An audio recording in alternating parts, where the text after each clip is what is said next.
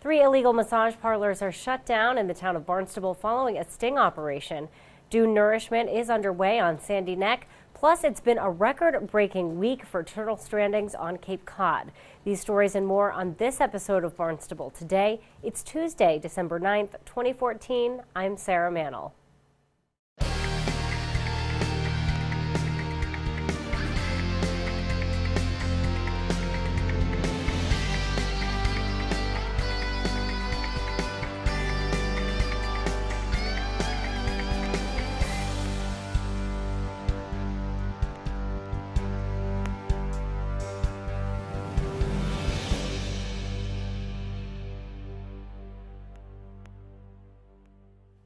A Barnstable police sting operation leads to the closure of 3 illegal massage parlors.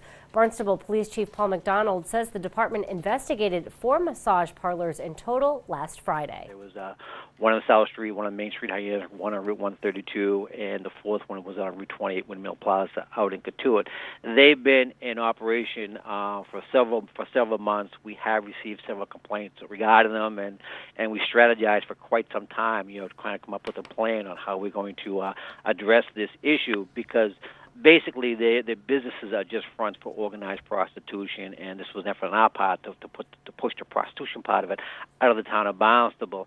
The plan was we met up with several different state agencies, State Division of Professional Licenses, State Department of Industrial Accidents, the High-End Fire Department, ICE, then Homeland Security, the Division of Investigative Services, because they were concerned about the human trafficking. We do know most of the individuals in the spa providing the services come from New York, they come from China, and they're funneled through Flushing, New York, and then they end up down here in southeast of Massachusetts. So the plan was we all went out there on Friday for inspectional services. The Barnstable Health Department Regulatory Services, they were a huge help to us. 3 of the 4 of the businesses eventually were boarded up and they were shut down completely, and multiple violations were issued to them. This is a far more effective way to doing it than try to go in there and charge someone with prostitution, because the prostitution comes with maybe a $50 or $100 fine. They pay the fine, they look at that as part of doing businesses, and then they're right back in the business again. So this was an effective way to we pretty much put them out of business. McDonald says they now have several marked cruisers assigned to monitor the establishments to make sure they do not reopen. A Marston's Mills man faces multiple charges after he accidentally shot a jogger while he was hunting Monday. Police Chief Paul McDonald says officers were called to a wooded area near Mary Dunn Road around 5 p.m. yesterday. A passing motorist stated that they heard what they thought was a gunshot, and they observed an individual stagger out of the woods as though he was just shot. Multiple units responded. The subject was located on the side of the road with a second subject who was providing first aid to him. When we talked to the victim, he stated he was in a wooded area about 75 yards east of Independence Drive, and just running through a wooded path that he runs quite frequently with his dog. When he heard what he sounded to be a gunshot, and a second gunshot, and the second one is the one that hit him in his left hand, and then another gunshot that hit him in his lower neck, upper back area. The hunter who was administering first aid to the victim when police arrived was identified as Chris Houle of Marston's Mills. He was out in the woods with several other hunters. It is deer hunting season, I believe, until the 13th. However, Mr. Houle did not have a license, did not have a hunter's license, neither did he have a license for a firearm. He was subsequently arrested for multiple charges: unlawful possession of ammunition, carrying a firearm, dangerous weapon, unlawful possession of a firearm, and careless or recklessness causing injury with the use of a firearm. He's currently being held at the PD and $5,000 cash bail. The victim was transported to Cape Cod Hospital and there's non-life-threatening injuries. McDonald says hunting accidents like this one are rare. Replenishing the dunes on Sandy Neck continues despite the recent nasty weather. Sandy Neck Beach Park manager Nina Coleman updated the Sandy Neck board on the project's progress during its meeting last night. Half of the material has been trucked to Sandy Neck. Some of that has been placed in front of the dune already. Some of it is still in the parking lot. So that the whole project started on Friday. They started trucking the material on Friday. as the wind started picking up. How ironic if the material was in the parking lot and not on the beach, but it worked out. We did have a very blusterous out of the north event this weekend, but fortunately the dune held up.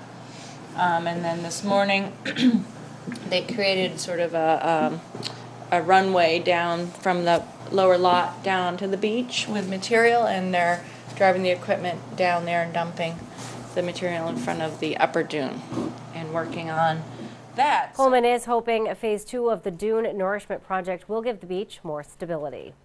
Well, winter weather on Sandy Neck means the return of snowy owls. Coleman says the owls have made their homes by Little Neck, so they are difficult to be seen by hikers. We are really trying to remind folks to be respectful of wildlife. If the bird sees you, reacts to you, moves away from you, you're too close, right? People want to see these birds and all they have is their little cell phones, and that's not good for the wildlife. So we've posted those signs all over the place. We have our website posted. Remind people they can't go in the dunes, even if they're looking for owls. You still can't go in the dunes. So we're trying to find that balance where we're making sure people get a chance to see these birds, but that they do it in a way that's not harmful. And winter also happens to be the season for sea turtle strandings. So far, more than 50 turtles have stranded on Sandy Neck just this week. Beach Park manager Nina Coleman says she is anticipating more turtle stranding over the next 48 hours due to predicted continuation of storms. Coleman urges residents not to attempt to rescue a stranded turtle on their own. You find a turtle, you want to make sure it's up high enough that it's not going to get washed away again. You want to cover it with seaweed, and then you want to somehow make it obvious where it is so that when you call, it's not just look for a hump of seaweed, because I got to tell you, there's a lot of that out there. Humps of seaweed, yeah. Yeah. So, and then you want to call Mass Audubon or Natural Resources or your animal control office, and that'll go through the whole system and get to the right person, and we'll get out there and pick that animal up. So, for instance, today I was driving the beach. We got there dawn, and we're driving down the beach and heading towards Sandwich, and I see a buoy standing up and some scraped marks around it, and I knew that somebody knew what they were doing and had found a turtle, covered it with seaweed, and stuck a yellow and white buoy upright in front of it. And that's what we want to see, some sort of sign to look. Coleman says turtles should never be placed back in the water after a stranding.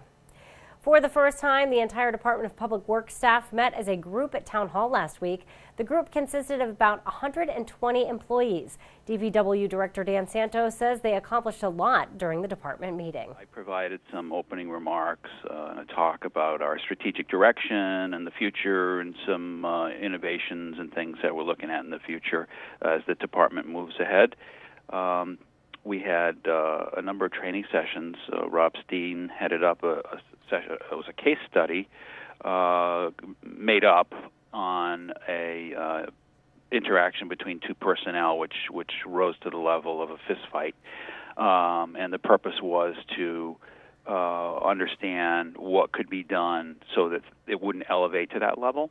So we're trying to give our folks some tools to deal with some interpersonal issues that, occasionally come up among people that work closely or work in stressful situations. Absolutely. So that went very well. We got a lot of good feedback and interaction. I think overall the folks were very engaged and appreciative of this.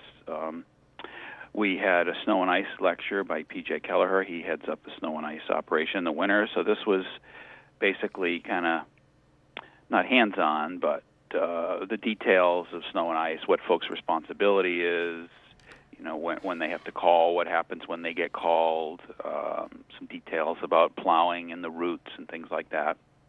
We do that every year, but it's usually just done as a small meeting where PJ goes to the different divisions and talks to them. So this way we had everyone together, and any questions could be heard by the group and discussed. Santos says he plans on making this an annual event for the Department of Public Works.